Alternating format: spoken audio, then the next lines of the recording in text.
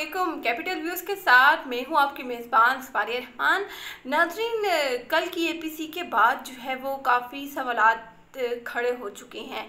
कल की एपीसी में ऐसा क्या हुआ जो इंडिया को आज ये खबर छापना पड़ गई कि नवाज शरीफ सियासत में वापस आ चुके हैं। क्यों? क्योंकि उन्होंने फ़ौज के ख़िलाफ़ ऐलान जंग कर दिया है। इस सारी बात का जवाब जो है वो आज हुकूमत के 4 वज़ीरों ने प्रेस कॉन्फ्रेंस के ज़रिए दिया, लेकिन इसके बाद भी हम देखते हैं कि अपोजिशन ने ये कहा है कि इनकी ये प्रेस कॉन्फ्रेंस करने का मकसद ये था कि हमारी एपीसी जो है वो कामयाब ठहरी है। इस एपीसी में बहुत कुछ अजीब भी हुआ। वो अजीब बातें ये थी कि दो पार्टीज जो है वो इस्तीफ़ा मांगने पर जो है वो मुत्तफिक नज़र आए।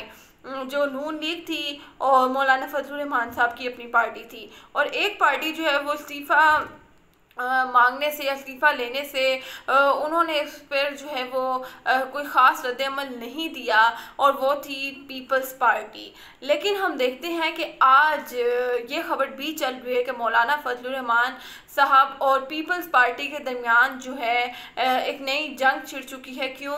क्योंकि कल मौलाना फजलुर रहमान साहब की जो तकरीर है वो नशर होने से रोकी गई।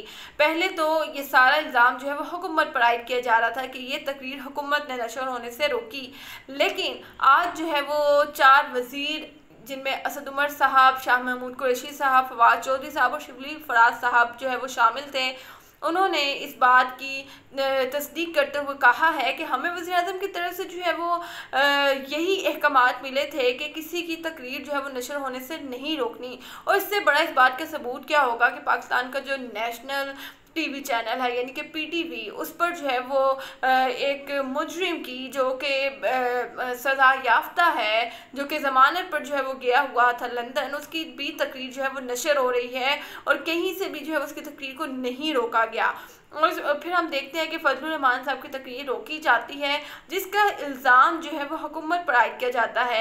लेकिन आज हुकूमत के 4 वज़ीरों ने जो है उसका जवाब देते हुए कहा कि ये तकरीर हुकूमत ने नहीं रोकी, और फिर पता लगता है कि ये तकरीर जो है इसका इल्ज़ाम पीपल्स पार्टी पर आयद किया जाता है कि उन्होंने जो है वो मौलाना फजलुर रहमान साहब की तकरीर रोकी।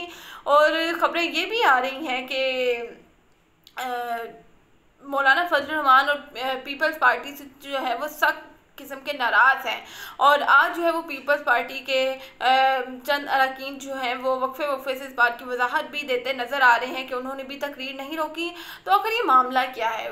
मौलाना फजलुर रहमान साहब ने जो है वो कल भी ये मुतालबा किया कि असम्बलियों से इस्तीफ़े दें, लेकिन उनकी इस बात पर किसी ने हामी नहीं भरी।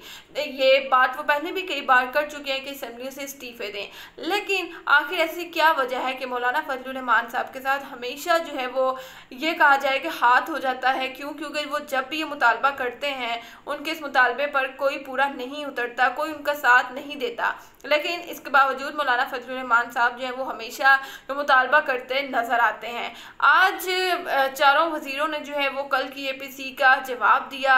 ये कहा कि कल नवाज शरीफ ने जो बयान दिए हैं, जो तकरीर की है, उसकी वजह से इंडिया यानी कि हमारा पड़ोसी मुल्क जो है वो उसमें खुशी की लहर दौड़ चुकी है। क्यों?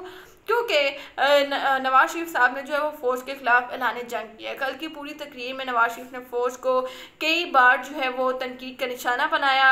नवाज शरीफ ने अदलिया पर सवालात उठाए। नवाज शरीफ ने इलेक्शन कमीशन को मुतनाज़ा अदारा करार दिया।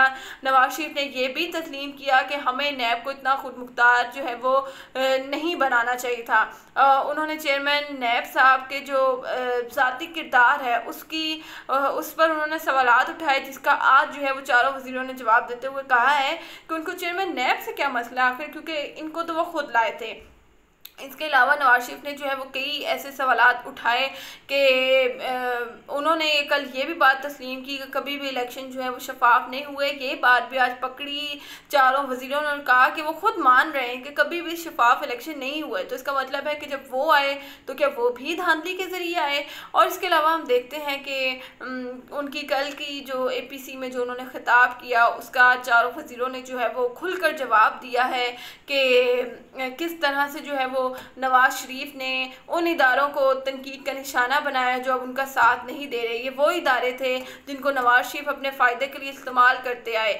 नवाज शरीफ को पहले फ़ौज से कोई मसला नहीं था, आज फ़ौज से मसला क्यों है, क्योंकि फ़ौज उनका साथ नहीं दे रही। नवाज शरीफ को जिस इदारे से अब उनका इख्तिलाफ है वो उनकी नज़र में बुरा है, जो इदारा उनका साथ दे रहा है वो उनके नज़र में अच्छा है। और यही किरदार फ़ौज का भी है कि जब तक फ़ौज के बारे में उनको ये लगा कि उनका साथ दे रही है तब तक फ़ौज अच्छी है, लेकिन जैसे ही नवाज शरीफ को ये लगता है कि फ़ौज अब उनका साथ अब नहीं दे रही तो जो है वो फ़ौज बुरी हो जाती है। अब हुकूमत के चारों वज़ीरों ने ये भी कहा है कि कल जो है वो APC में इस बात का फैसला किया गया है कि हम लॉन्ग मार्च करेंगे। दूसरी जानिब वो ये कह रहे हैं कि हुकूमत जो है वो कोरोना को कंट्रोल नहीं कर पा रही, तो ये किस तरह से जो है वो ऐसी सारी सूरत हाल में सड़कों पर निकलेंगे, क्या इसकी वजह से कोरोना नहीं बढ़ेगा। तीसरी और सबसे अहम बात जो आज हुकूमत के इन चारों वज़ीरों ने की वो ये की थी कि कल की तकरीर में कहीं से भी ऐसा नहीं लग रहा था कि नवाज शरीफ जो हैं वो बीमार हैं, उनको कोई भी तकलीफ़ है। तो अगर ऐसा होता तो वो इतनी लंबी तकरीर कर सकते थे, इतनी लंबी उन्होंने जो है वो जुल्म की दास्तान सुनाई। क्या वो इस काबिल थे कि वो ये सारी दास्तान सुना सकते थे?